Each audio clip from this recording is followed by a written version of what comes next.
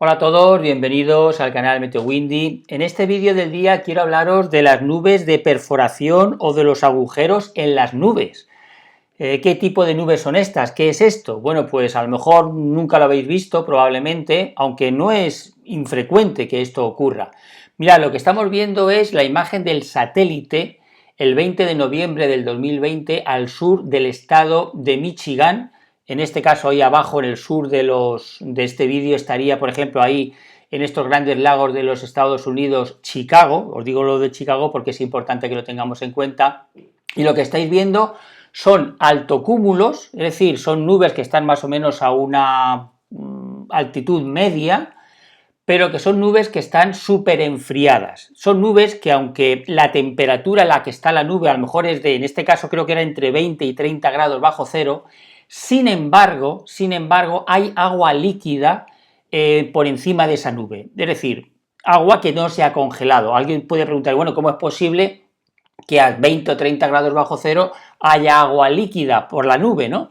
Bueno, pues eso es debido a que muchas veces cuando el aire está tan sumamente limpio y no hay lo que se llaman núcleos de condensación, el vapor de agua, al no tener un núcleo de condensación donde agarrarse, no se llega a formar la gota de agua y por lo tanto no llega a congelarse. Es decir, que aunque nos han enseñado que el agua se congela a 0 grados, sí, eso es aquí en la Tierra cuando hay mucho polvo, etcétera, etcétera, pero en un ambiente totalmente limpio, donde no hay absolutamente nada, el agua puede estar súper enfriada, es decir, a temperaturas de 10, 15 bajo cero, y sin embargo no está congelada.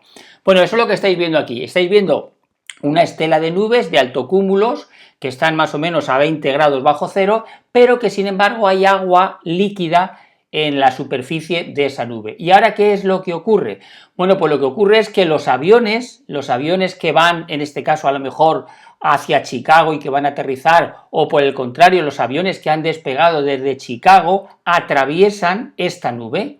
Y cuando atraviesan esta nube, los aviones generan como una especie de estela aerodinámica que lo que hace es enfriar todavía más el aire que hay ahí, o incluso por la propia polución que se pueda generar de los motores, se empiezan a producir algunas partículas de condensación. El caso es que ese agua líquida que está en esa nube empieza a congelarse y ahora por un efecto dominó, empieza a juntarse junto con otras gotitas de agua, se empieza todo a congelar y entonces se producen estos agujeros u hoyos que estáis viendo vosotros ahora mismo en la imagen. Es decir, son agujeros porque evidentemente ya el agua congelada pesa más y es que se hunde, prácticamente forma un agujero en la nube y lo que hace es hundirse. De hecho, si lo paramos vais a ver cómo podríamos ver prácticamente como si se desprendiera algo de ese hoyo. Lo paramos y veis cómo esa capa que vemos aquí como si se cayera hacia la superficie.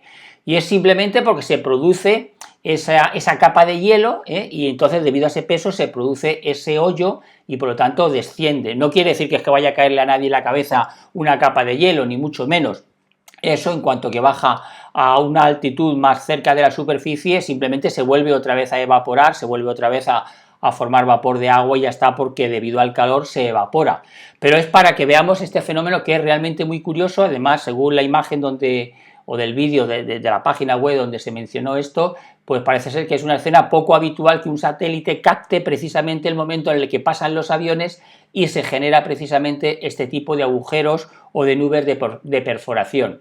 Esto lo vemos desde la Tierra, lo podemos ver desde la Tierra. Mirad, por ejemplo, aquí tenéis un caso en el que se ve perfectamente estos agujeros de perforación. Aquí se ve cómo ha pasado la estela del avión, aquí se ve otro ejemplo, o aquí tenemos una vista desde el satélite también de cómo se forman estos agujeros de perforación en las nubes. Realmente es muy llamativo y por lo tanto si algún día tenéis la oportunidad de ver este tipo de fenómeno, pues ya sabéis a qué es debido. Agua en estado líquido a pesar de que la temperatura está muy baja y al mismo tiempo el paso de algún avión que ha producido que ese agua líquida se congele, se forme una escala, un efecto dominó y mucha del agua líquida que está en esa zona se congele rápidamente y entonces se hunda y se produzca ese agujero. Espero que este vídeo os haya gustado y como siempre nos vemos en próximos vídeos.